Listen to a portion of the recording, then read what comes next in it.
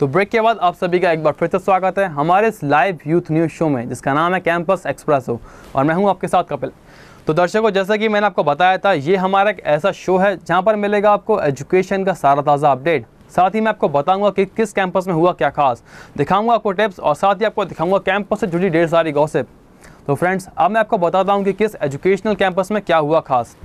Prelude public school में 18 दिवसीय ग्रीष्मकालीन शिविर का आयोजन किया गया था, जिसमें बच्चों को विभिन्न तरीके के कोर्सेज सिखाए गए हैं। शिविर का आयोजन हर साल स्कूल में करवाया जाता है। इस शिविर का छात्र छात्राएं जमकर लाभ उठा रहे हैं, साथ ही इसमें जमकर हिस्सा ले रहे हैं। तो आइए जानते हैं इसके बारे में एक खास report.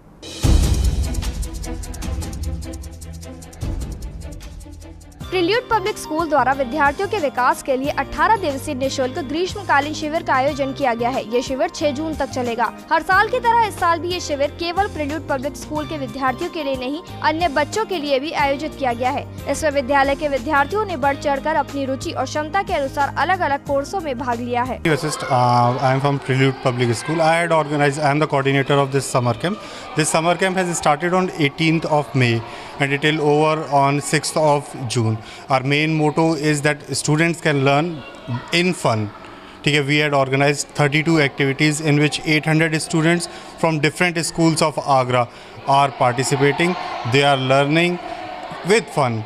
All the facilitators and the coaches are working very hard on them, and we wish in 18 days we make them understand all the activities that we had organized. Thank you. हर साल की तरह इस साल भी school में fine arts, drawing, painting, martial art, taekwondo, judo, karate, boxing और इसके साथ ही खेलकूद का भी प्रशिक्षण दिया गया है, जिसमें बास्केटबॉल, वॉलीबॉल, एरोबिक्स और बैडमिंटन सिखाया जा रहा है। Gymnastic, cricket, basketball, table tennis, chess, taekwondo के प्रशिक्षण का आयोजन किया गया है। इसके साथ ही बच्चों को हस्त संचालन, वेस्टर्न डांस, क्लासिकल डांस का प्रशिक्षण दिया जा रहा है। साथ ही इसमें बच्चे खास तौर से धूम मचा रहे हैं। My name is Arnav Singhal. I am from class 4C from the school St. Paul Church College. I want to speak some lines of summer camp. Summer camp starts on 18th May. It will end on 6th June. It has many nice and exciting activities. I have joined cricket and personality development. Our cricket sir name is Mr. Vinay sir.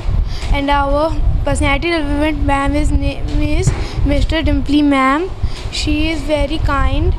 She tells us many manners and she plays a game, many games. She is very beautiful. Good morning. My name is Krapanaga. I am in class 3rd B and today I will tell you about my class's personality development. In personality development there is my class teacher name is Dimple ma'am. She is very beautiful. She is good. She is very good in nature. I like her. She has told us many games, many things and many times. School के प्रधानाचार्य के निर्देशन में इस कार्यक्रम का कुशलतापूर्वक संचालन हो रहा है। साथ ही इसमें विद्यार्थियों को अनुभवी प्रशिक्षकों द्वारा प्रशिक्षण दिया जा रहा है। कैमरा पर्सन सुनील आजाद के साथ कपिल मोटवानी, सी एजुकेशन, आगरा।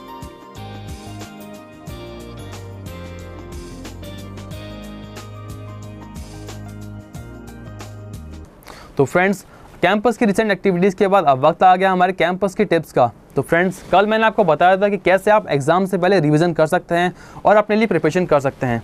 तो आज मैं बताऊंगा आपको कुछ और टिप्स। आइए देखते हैं कि क्या है आज की टिप्स।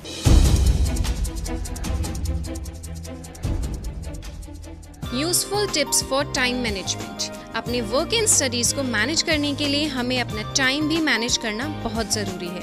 पहले अपनी स्टडीज़ एंड वर्क की एक लिस्ट बना लें, चाहे वो लॉन्ग लेवल पे हो या फिर शॉर्ट लेवल पर। अपने काम को प्लान करिए ताकि हम अपने हर काम को इक्वली टाइम दे पाएं और जो ज़रूरी है उसे पहले करने की आदत डालें। हमें वीकली अपनी एक्टिविटीज़ को प्लान आउट करना है और अपनी एक्टिविटीज़ पर इक्वली टाइम एलोकेट करना है। कुछ स्टडीज टेक्निक्स को भी अपनाएं जो हमें याद रखनी चाहिए, जैसे कि स्कूल में जो भी पढ़ाया जाए उसे डेली रीड करना, ताकि एग्जाम टाइम में हमारा टाइम मैनेज हो पाए। हमेशा एक मॉडल स्टूडेंट बनना चाहिए, जैसे क्लास में attentive and participative and prepared रहना। हमें एक गोल फिक्स कर लेना चाहिए और उसी पर वर्क करना चाहिए, और हमें ये भी देखना चाहिए कि हमारी स्टडीज एंड वर्क हेल्पफुल है हमारे गोल्स को अचीव करने में या नहीं।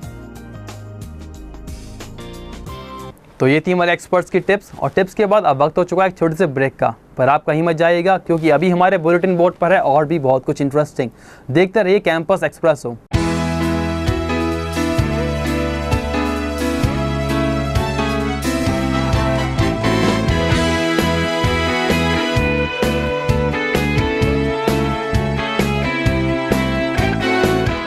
Hello everyone and welcome back after the short break. We have finished our new segment और अब बारी हमारे कैंपस के गॉसिप सेगमेंट की कि कहाँ पर चल रही कौन सी गपशप। So let's take a look.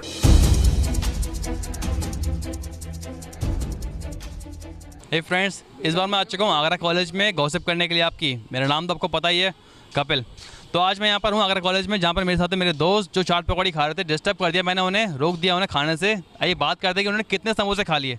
कितने समोसे खा लिए भाई? आपने पहले नाम बताओ अपना पहले। मेरा नाम यश कुमार है। यश कुमार, कितने समोसे खा लिए? एक समोसा खाया मैंने। आज आपका एग्जाम था यहाँ पर? ना, मिलिट्री साइंस का प्रैक्टिकल था। प्रैक्टिकल के बाद रिलीफ फील हो रहा है थोड़ा बहुत? अब तो रिलीफ ही फील हो रहा है, एग्जाम की टेंशन सारी खत्म हो गई है। मतलब आज आपका लास्ट प्रैक्टिकल था? हाँ, जान छूटी। तो एग्जाम टाइम में जो टेंशन थी उसके बारे में कुछ बताओ तुम।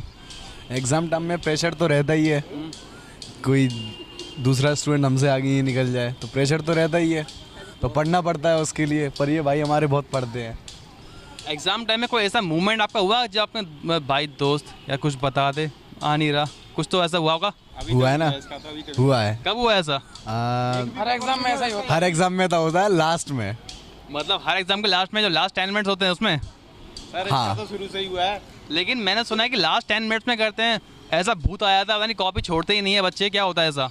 ऑब्जेक्टिव टाइप करते हैं हम तो बस, बाकी सब अपने आप पेलते हैं। पेपर खत्म हो जाता है। हमारा पेपर आधे घंटे पहले खत्म हो जाता है, टाइम से आधे घंटे पहले।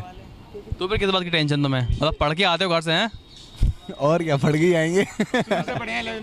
हाँ, वो एक घंटे का ही पढ़ के आते होंगे बस। 3 घंटे का एग्जाम 1 घंटा पढ़ लिया जाएगा। बस बहुत है, एक नाइट पढ़ ली, 1 साल की पढ़ाई 1 घंटे में हो जाती है रात को। चलिए, ये तो थे हमारे साथ। क्या नाम था आपका? यश कुमार। यश कुमार, जानते हैं किसी और से कि उनको कैसा एग्जाम हुआ, कैसा फील कर रहे हैं वो इस समय चाट पकौड़ी खाने के बाद? हाँ, क्या नाम है आपका? सर विवेक चौधरी नाम है मेरा। विवेक चौधरी, समोसे कैसे थे? चटपटे थे, कैसे थे? सर बाय द वे मैंने समोसे नहीं खाए, फॉर काइंड इन्फॉर्मेशन मैंने पेटीज खाई है। पेटीज में आलू था, पनीर था? सर केवल आलू और थोड़ी प्याज थी उसमें, और थोड़ी नमकीन थी, वो एक्स्ट्रा ग्रिल में था। तो कैसा मजा आ गया खा के?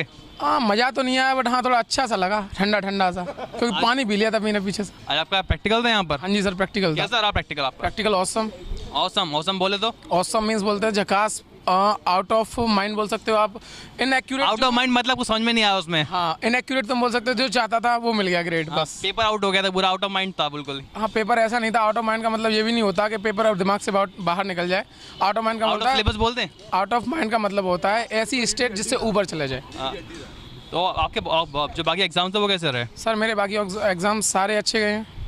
आपका भी कोई ऐसा मूवमेंट जिसमें आप कह रहे भाई दोस्त कुछ बता दे? सर ये मूवमेंट्स एक्चुअली मेरे साथ होता है, लड़के मुझसे पूछते हैं कि भाई मुझे बता दे। टैलेंटेड बंदे हैं यहाँ पर तो। इनके दोस्त जो अभी मेरे साथ खड़े हुए थे वो तो इनसे पूछते होंगे, मुझे पता है, इन्होंने बोल दिया, हिंट भी दे दी उनके, वही पूछते थे ना आपसे? नहीं सर, ऐसे नहीं है, ऐसे 10-15 बंदे और हुए हैं मेरे साथ जो ये बोलते हैं कि तू मेरे पास बैठ जा, तू मेरे पास बैठ। पूरा ग्रुप बना के इन्हें घेर लेते हैं कि आप भाई तू बैठ जा मेरे पास में। लेकिन वैसे चीटिंग करवाना गलत बात है, अपने दोस्त का नुकसान करते हैं इससे। सर नुकसान नहीं है, ये अम्बेडकर यूनिवर्सिटी से, इसके कोई नुकसान नहीं है। बच्चों के मायने ये हैं कि पास हो जाए अच्छे नंबर से। आप अगर अपने दोस्त की ऐसी हेल्प करेंगे तो वो आगे कभी पढ़ेगा ही नहीं, इसलिए चीटिंग मत करवाइए। उससे बोलिए कि भाई पढ़ के आ तू। मैं आपको बताना चाहूंगा कि आप अपने फ्रेंड से बोलिए कि भाई तू पढ़ के आ। आप उसकी इस तरह हेल्प करेंगे तो वो और बिगड़ेगा। नहीं सर, बस यही मैं सोचता हूँ। थोड़ा बहुत तो वो पढ़ के आता है, लेकिन थोड़े बहुत क्वेश्चंस ऐसे होते हैं जो आउट ऑफ सिलेबस आ जाते हैं, या फिर जिन लोगों ने एनसीईआरटी वगैरह नहीं पढ़ी होती, तो जो हमारे पास एक्स्ट्रा में आता है वो हमें बता देते हैं। तो एनसीईआरटी इन्होंने पढ़ी तो गलती उनकी हुई ना? तो कोई नहीं, फिर फ्रेंडशिप कब काम में आएगी? फ्रेंडशिप ये नहीं होती कि आप उसको गलत चीज़ में हेल्प कर दें। नहीं, गलत चीज़ थोड़ी है, पढ़ाई इसको से मत बड़ा- करिए। भाई जिस किसी चीज़ से उसका भला हो उसमें अगर हम हेल्प कर रहे हैं तो गलत थोड़ी है। आज वो पढ़ेगा, उसके अच्छे ग्रेड्स आएंगे, अच्छी नौकरी मिलेगी, इसमें तो वो अच्छा आगे ये बताओ, सिक्योर है उसका। ये बताओ, आज आपने उसे बता दिया, पास हो गया वो, हाँ हो गया, बस। आप जा रहे हो इंटरव्यू में, उसके मार्क्स आपसे ज़्यादा आ गए गलती से, सिलेक्शन उसका हो गया, सर वो लक पर नुकसान तो आपको हुआ? वो लक पर डिपेंड करता है, इसमें ऐसा कोई क्राइटेरिया नहीं है। इसलिए मैं चाहूँगा कि अपने दोस्तों को ये सलाह मत दीजिए कि भाई तू पढ़ के मत आ, मैं बैठा हूँ तेरे लिए। उससे बोलिए पढ़ के आओ। आइए करते हैं किसी और से बात और जानते हैं कि कैसा हुआ उनका प्रैक्टिकल एग्जाम। तो चलिए जानते हैं किसी और से कि आज उनका प्रैक्टिकल का कैसा फील हो रहा है। नाम क्या है आपका? आरती। आरती, आज आपका प्रैक्टिकल था यहाँ पर? नहीं, आज तो नहीं है, मेरा 30 तारीख को है। 30 को है? एक को है? 1 तारीख। किस चीज़ का प्रैक्टिकल है आपका? मेरा ड्राइंग का है। आपकी तैयारी पूरी है? हाँ, तैयारी अच्छी है। वैसे एग्जाम से पहले थोड़ी नर्वसनेस तो रहती है, तो आपको तो ऐसा कुछ फील हो रहा है? हाँ, नर्वसनेस तो फील हो रहा है मेरे को, क्योंकि अभी फर्स्ट टाइम है ना मेरा, अभी मैंने प्रैक्टिकल अभी दी। एग्ज़ाम तो अच्छे थे। एग्जाम का कोई ऐसा मूवमेंट जब आपको लगा हो कि यार दोस्त से हेल्प मांग रहे, भाई बहन यार बता दे प्लीज़ थोड़ा बता दे? नहीं, मैं पूछने की हिम्मत नहीं रखती हूँ, बताने की रखती हूँ। बताने का मतलब पढ़ने वाली हैं। किसको बताया आपने? बताया मतलब फ्रेंड थी साथ में, उन्हें बताया। अच्छा, जिसको आपने बताया आपने उसका भला करा या बुरा करा, ये बताइए। अब इसका तो मुझे भी नहीं पता, मैंने अच्छा किया या बुरा किया, ये मुझे खुद नहीं पता। नहीं, वैसे मैं आपको बता रहा हूँ, मैं आपको पहले ही बता चुका हूँ, फिर से एक बार बता रहा हूँ। अपने फ्रेंड्स को अच्छी चीज़ में सपोर्ट करिए, ऐसे मत करिए, इससे उसका फ्यूचर बेकार होता है। हाँ, वो तो मैंने उसे समझाया था कि देखो हमें मतलब ये हम पे भरोसा मत करो, खुद पे भरोसा करो, क्योंकि हम पे भरोसा करोगे, क्योंकि हमने उन्हें गलत भी बता सकते हैं हम उन्हें, तो उन्हें खुद पे मतलब भरोसा होना चाहिए, ना कि दूसरों पर। आपके और बाकी सारे दोस्त कहाँ गए? यहाँ सब भागे हुए लग रहे हैं, डर गए क्या सब? नहीं, ऐसा है ना, आज एग्ज़ाम नहीं है, एग्ज़ाम अभी चालू मतलब अभी हो चुके हैं, अभी तो प्रैक्टिकल चल रहा है ना, इस वजह से अभी है नहीं है यहाँ पे स्टूडेंट्स अभी। तो चलिए, आज तो यहाँ पर स्टूडेंट्स कम थे, पर मैं अगली बार आपके लिए बच्चे ढूंढ के लाऊंगा, करता रहूँगा आपके साथ ऐसी गॉसिप। देखते रहिए campus express, only on C education, learn here, lead anywhere. और अब कैंपस की गॉसिप जानने के बाद और इतनी सारी मस्ती करने के बाद वक्त आ गया हमारे करियर को लेकर थोड़ा सीरियस हो जाने का, यानी कि वक्त आ गया हमारे जॉब्स के बारे में जानने का कि कहाँ पर निकली है कौन सी जॉब। तो फ्रेंड्स, केंद्रीय विद्यालय संगठन ने जारी की हैं 4070 पोस्ट पर भर्तियाँ। ये भर्तियाँ महत्वपूर्ण पदों के लिए जारी की गई हैं, तो ये जानते हैं इस पर एक खास रिपोर्ट।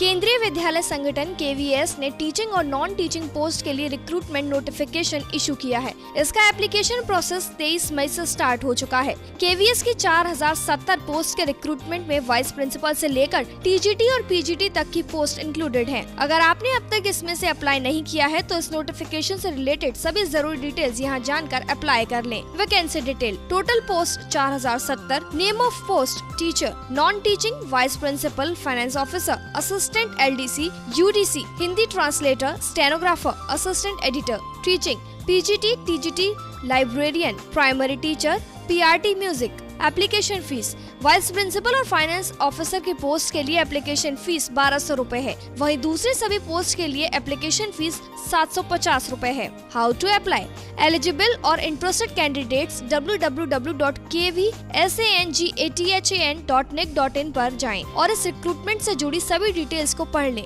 कैंडिडेट्स को ऑनलाइन फॉर्म फिल करके इन पोस्ट के लिए अप्लाई करना होगा। ऑनलाइन फॉर्म में अपनी सभी डिटेल्स को सही फिल करें। कैंडिडेट्स को ऑनलाइन मोड से एप्लीकेशन फी पे करनी होगी। ट्रांजैक्शन के सक्सेसफुल होने पर एप्लीकेशन नंबर जनरेट होगा। इसके बाद एप्लीकेशन का प्रिंट आउट ले लें। इस वैकेंसी का पूरा नोटिफिकेशन पढ़ने के लिए http://kvsangathan.nic.in/employment-ntc-180515.pdf पर जाएं। इंडियन नेवी ने साइंस स्ट्रीम के स्टूडेंट्स के लिए सेलर्स के पदों पर भर्तियां जारी की हैं, तो आइए जानते हैं इसके बारे में एक खास रिपोर्ट।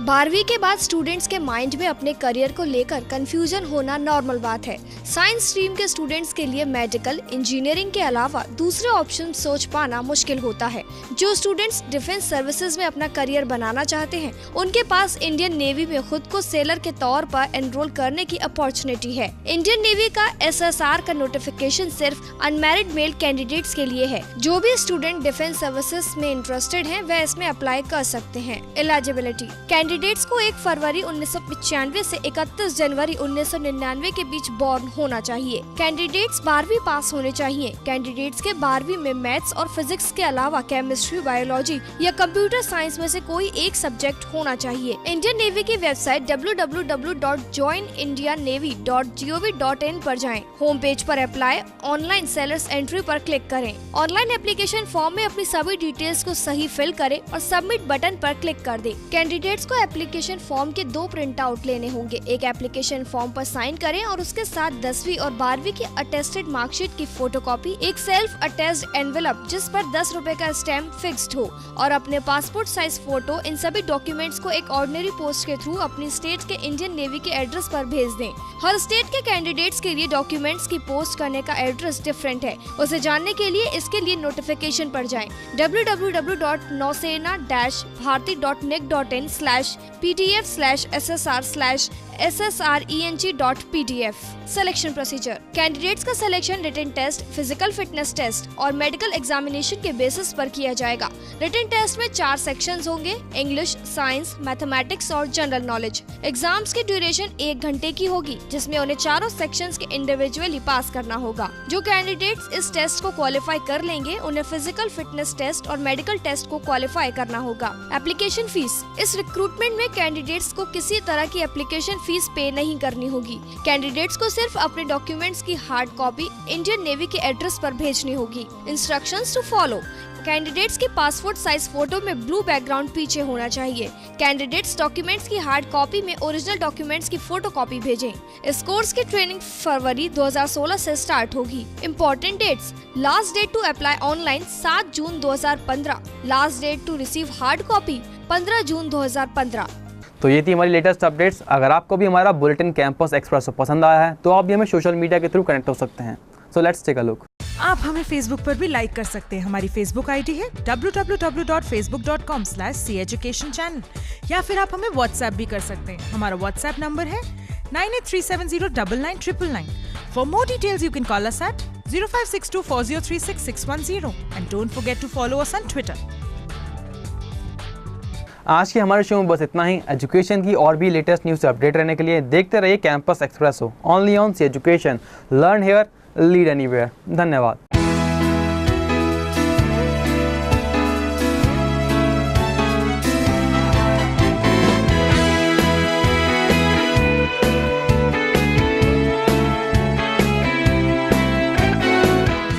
नमस्कार दर्शकों, स्वागत है आप सभी का सी एजुकेशन के इस लाइव यूथ न्यूज़ शो में जिसका नाम है कैंपस एक्सप्रेसो और मैं हूं आपके साथ कपिल।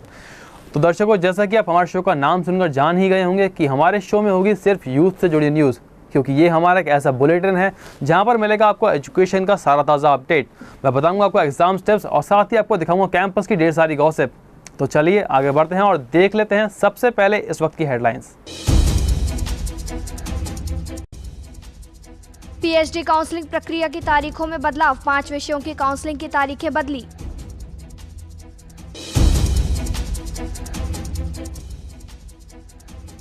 सीबीएसई 10वीं का रिजल्ट घोषित, 94,000 छात्रों का परफेक्ट 10 स्कोर।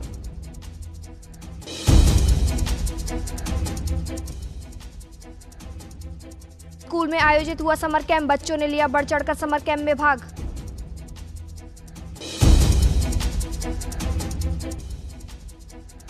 इंडियन नेवी में निकली सेलर्स के पदों पर भर्तियां, साइंस स्ट्रीम के छात्रों के लिए निकली भर्तियां।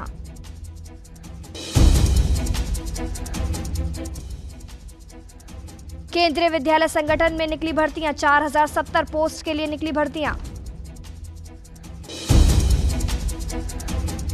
तो ये थी इस वक्त की सुर्खियां और अब बढ़ते हैं खबर की तरफ विस्तार से। विश्वविद्यालय में इन दिनों पीएचडी में प्रवेश के लिए काउंसलिंग की प्रक्रिया चल रही है।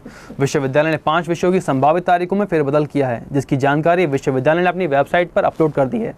तो आइए जानते हैं इस पर एक खास रिपोर्ट। बीवी की पीएचडी प्रवेश प्रक्रिया की शुरुआत काउंसलिंग के साथ हो चुकी थी और अब प्रक्रिया अपने अंतिम चरण में चल रही है। लेकिन प्रक्रिया के अंतिम चरण में बीवी ने काउंसलिंग की तारीखों में थोड़ा बदलाव किया है। बीवी ने पहले काउंसलिंग के लिए जो संभावित तारीख दी थी वे अब बदल गई हैं, जिनकी जानकारी बीवी ने ऑनलाइन भी कर दी है। अब हिंदी विषय की काउंसलिंग 27 मई की जगह 2 जून को होगी। इतिहास विषय की काउंसलिंग 28 मई की जगह 4 जून को होगी। अंग्रेजी विषय की काउंसलिंग 29 मई की जगह 1 जून को संपन्न होगी। शिक्षा विषय की काउंसलिंग 30 मई की जगह 3 जून को संपन्न कराई जाएगी, जबकि समाज शास्त्र 30 मई को होगी। पहले बताने से पहले मैं आपको एक प्रोसीजर बता दूँ काउंसलिंग ने क्या अडॉप्ट किया है। पहले हमने टेंटेटिव डेट्स डाली हैं और वो लगभग 20 दिन का मार्जिन बच्चे के सामने रखा है। टेंटेटिव जैसे जैसे कंफर्म होती जाएगी, लंबी प्रक्रिया है तो कंफर्म करने में कई पड़ावों को हमें देखना पड़ता है, इसलिए उसको फिर कंफर्म करते हैं। कंफर्म करने के बाद में उसकी लिस्ट ऑफ एलिजिबल कैंडिडेट्स की वेबसाइट पर डाली जाती है उनके बाद उन बच्चों को मेल किए जाते हैं। उनके बाद उनका काउंसलिंग लेटर इशू होता है। अपनी डेट ऑफ बर्थ डालेंगे, फॉर्म नंबर डालेंगे, उससे काउंसलिंग लेटर इशू होगा। और उसके बाद जो है कोशिश करते हैं कि उनको एक SMS अलर्ट भी चला जाए। तो ये प्रक्रिया है। इस प्रक्रिया में कुछ टेंटेटिव डेट्स को बदलना पड़ा है। उसमें जैसे हिंदी की काउंसलिंग डेट फिक्स हुई थी 27 मई, इसको हटा के अब हम लोग 4 जून को करने जा रहे हैं। जैसे हिस्ट्री की 28 तारीख थी, हिंदी की 2 तारीख को करने जा रहे हैं, हिस्ट्री की 4 जून को करने जा रहे हैं, जो पहले 28 थी। इंग्लिश की जो 29 की थी 29 मई को, वो अब 1 जून को। तो ये इन्फॉर्मेशन अब वेबसाइट पे है। बच्चों से मेरा निवेदन है, आपके चैनल के माध्यम से मैं कहना चाहूँगा, बच्चे वेबसाइट को विज़िट ज़रूर करें। कई तर्क बच्चों के द्वारा दिए जाते हैं कि साहब हम लोग गांव में रहते हैं, वेबसाइट नहीं देख पाते हैं, इंटरनेट नहीं देख पाते हैं। तो जो हायर एजुकेशन के एक हाईएस्ट डिग्री को लेने जा रहा है, उससे उम्मीद ये की जाती है कि वो इंटरनेट से भी जुड़ा रहे। यूनिवर्सिटी ने सभी तरीके अपनाए हैं। पहले अखबार में ऐड दिया, फिर नेट पे इसकी सूचना दी, मेल कर रहे हैं, उसके मैसेज करने का प्रयास किया जा रहा है। सभी तरह की सूचना उनको उपलब्ध कराई जा रही है। बीवी ने सभी विषयों की सीटों के साथ पात्र अभ्यर्थियों की सूची भी ऑनलाइन कर दी है। हिंदी में करीब 140 सीटें हैं, तो इतिहास में 49, अंग्रेजी में 91 सीटें हैं, तो शिक्षा में 60 सीटें हैं। लेकिन सबसे ज्यादा कड़ा मुकाबला शिक्षा विषय में ही देखने को मिल रहा है, क्योंकि 60 सीटों के मुकाबले 493 आवेदन हैं, जबकि बाकियों में सीटों के आसपास ही आवेदनों की संख्या है। इसलिए सीटों के दुगने अभ्यर्थियों को कॉल किया जा रहा है, ताकि सीटें कम से कम खाली रहें। केंद्रीय माध्यमिक शिक्षा बोर्ड यानी कि CBSE 10th का रिजल्ट आज घोषित कर दिया गया है। हर साल की तरह इस बार भी लड़कियों ने ही बाजी मारी है। प्राप्त सूचना के मुताबिक तिरुवनंतपुरम जोन के परीक्षार्थी सबसे ज़्यादा पास हुए हैं। हालांकि इस साल सफल परीक्षार्थियों का प्रतिशत पिछले साल की तुलना में 1% कम रहा है। इस साल 97.32% स्टूडेंट पास हुए हैं, जबकि पिछले वर्ष 98.87% स्टूडेंट पास हुए थे। तो आइए जानते हैं इस पर एक खास रिपोर्ट। केंद्रीय माध्यमिक शिक्षा बोर्ड CBSE 10वीं परीक्षा का परिणाम आज घोषित कर दिया गया। हर साल की तरह इस बार भी लड़कियों ने बाजी मारी है। प्राप्त सूचना के मुताबिक तिरुवनंतपुरम जोन के परीक्षार्थी सबसे ज्यादा पास हुए हैं। हालांकि इस साल सफल परीक्षार्थियों का प्रतिशत पिछले साल की तुलना में 1% कम है। इस साल 97.32 स्टूडेंट्स पास हुए हैं, जबकि पिछले साल 98.87 परीक्षार्थी पास हुए थे। तिरुवनंतपुरम के बाद चेन्नई का स्थान आया है। यहाँ पास परीक्षार्थियों का प्रतिशत 99.03 है। वहीं दिल्ली की बात करें तो यहाँ का पासिंग प्रतिशत 96.29 रहा है। यहाँ पास छात्र का प्रतिशत 95.42 है, जबकि छात्राओं का प्रतिशत 97.23 है। परीक्षार्थी रिजल्ट देखने के लिए CBSE की आधिकारिक वेबसाइट www.cbse.nic.in पर और www.cbseresult.nic.in पर लॉगिन कर अपना रिजल्ट देख सकते हैं। इस बीच रिजल्ट घोषित होने के 1 घंटे बाद भी CBSE की आधिकारिक वेबसाइट क्रैश हो गई। ज्यादा ट्रैफिक होने की वजह से CBSE की आधिकारिक वेबसाइट खुल नहीं रही थी। इस साल 10वीं की परीक्षा में पूरे देश से 13,73,853 परीक्षार्थियों ने हिस्सा लिया। इसमें 8,17,941 लड़के और 5,55,912 लड़कियां हैं। वहीं बिहार झारखंड में हुए परीक्षा में 1,43,051 परीक्षार्थी शामिल हुए थे। बोर्ड बेस्ड परीक्षा में 90,799 तो स्कूल बेस्ड में 52,252 परीक्षार्थी थे। तो ये थी आज की खास खबरें। आगे और भी एक्टिविटीज़ कर रही हैं आपका इंतज़ार, लेकिन फिलहाल वक्त हो चुका है एक छोटे से ब्रेक का। ब्रेक के बाद हम जल्द हाजिर होंगे।